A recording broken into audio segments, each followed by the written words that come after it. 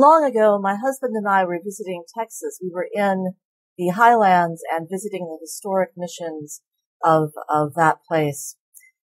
They had been built long ago by religious people to bring faith and light and truth to other people who they imagined had none. The same supposed faithless people were the ones who actually did the work of building the buildings that Greg and I were then visiting. By the time Greg and I got there, the buildings had been used and abandoned for a long time. Regarded as historical sites more than houses of worship, they were the objects of restoration. As part of the restoration, the team had been cleaning the highest point in a vaulted ceiling. When they had started, all that was visible of the artwork in that place was an eye in the center of that vault. The guides had been telling the story that eye was the eye of the all-seeing Christian God placed at the highest point to remind the indigenous people that God was always watching. And as they cleaned around the eye, they found first another eye, and then a nose, and then a mouth, and finally they realized it was the full face of a God older than the invaders, most likely painted by someone who honored the old God by putting them in a place on high. Over the years of firelight, the soot had covered everything except that single eye. And the stories that were told around that remaining eye were stories of the dominant culture, a culture represented by the mission itself. It was colonial and genocidal and arrogant as all hell. And it was one meaning of mission. In this case, it was a building where missionary work was performed.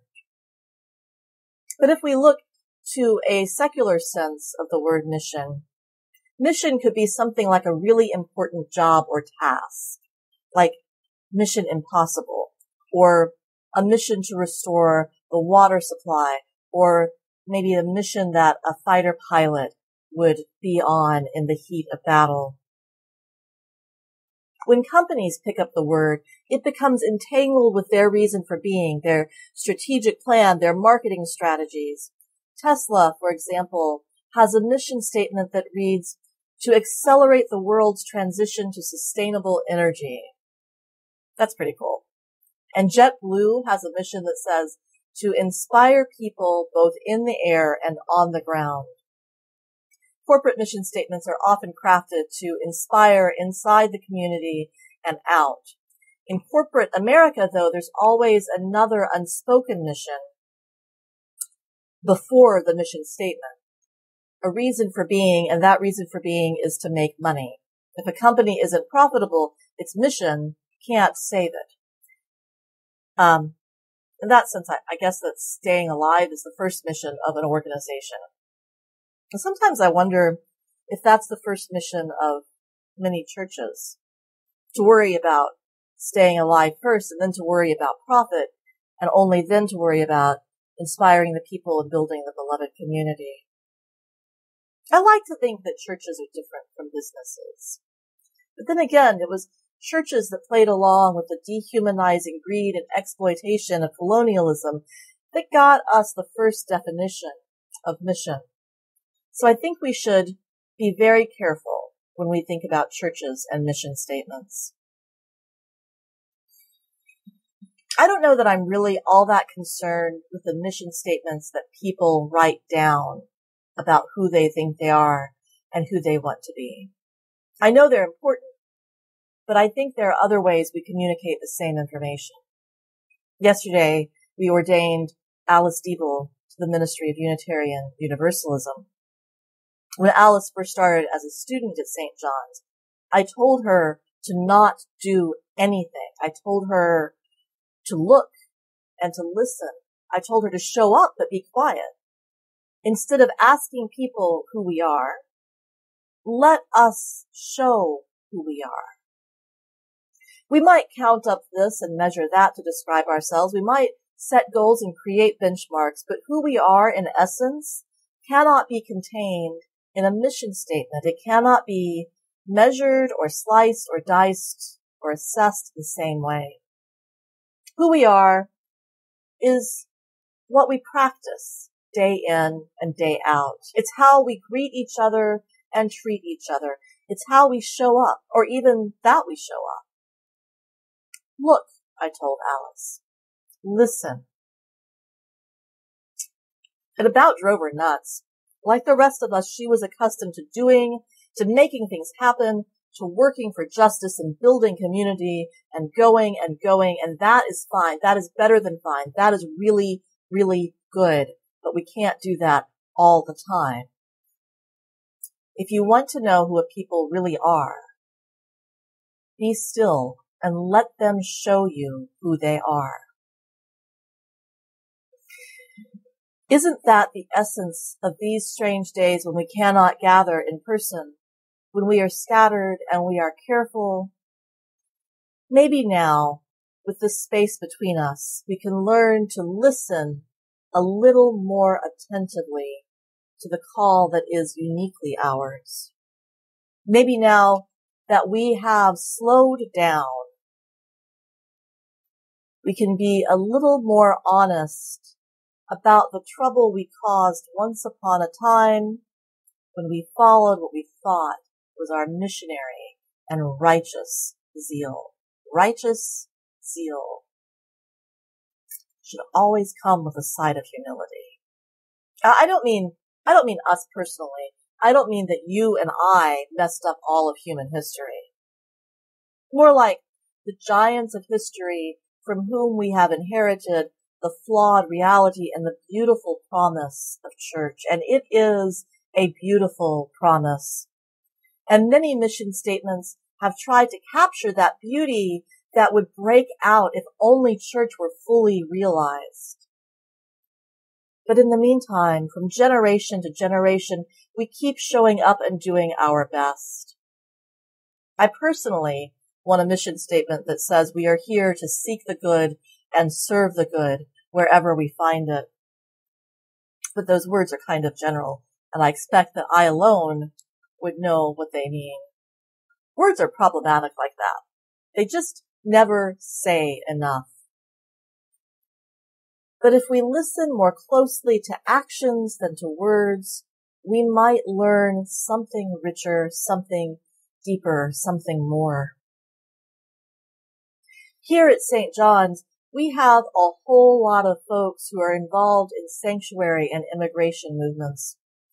We have raised money, hosted a flat-out amazing dinner last winter to celebrate the richness of the immigrant experience and to break bread as a wider gathered community. We provide practical support for refugee and immigrant families, and we work to support workers' rights in a variety of ways. And we also have a lot of folks who support our partner church program.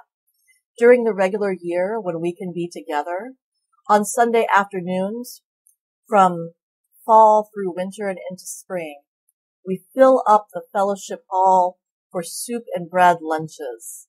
These lunches raise money for the bread program in our partner church village, a village that more than 40 of us have traveled halfway around the world to visit. Across all the different ways our Unitarian faith lives in us, for all the differences in language and culture, we enter into a partnership decades ago, and we have made real friends, real connections, and we nurture those when we work on the partner church effort. Back before the virus, our church building was humming with activity most nights of the week. We had classes and we had nonviolent communication or compassionate communication groups working, and we had a writers group, and we had this wonderful, amazing choir, and we had team meetings, and we had evensong, and we had exercise and all sorts of stuff happening in the building. Stuff that we miss. Stuff that showed us that we are a people who like to learn together, who are good at supporting each other in spiritual growth. In these days, we are keeping some of that going online, but some of it has honestly fallen by the wayside. But who we are at our center is still present. It cannot be contained by this class or that team. Who we are is somehow much more than all that, and somehow much simpler than all that. The programs we offer, the people we have become, has played out across an evolution of generations. And now, right now, that easy process of evolution has been radically interrupted, and we find ourselves needing to adjust and adapt. If we are doing that well, we are adapting in sympathy with the mission we have always been living into.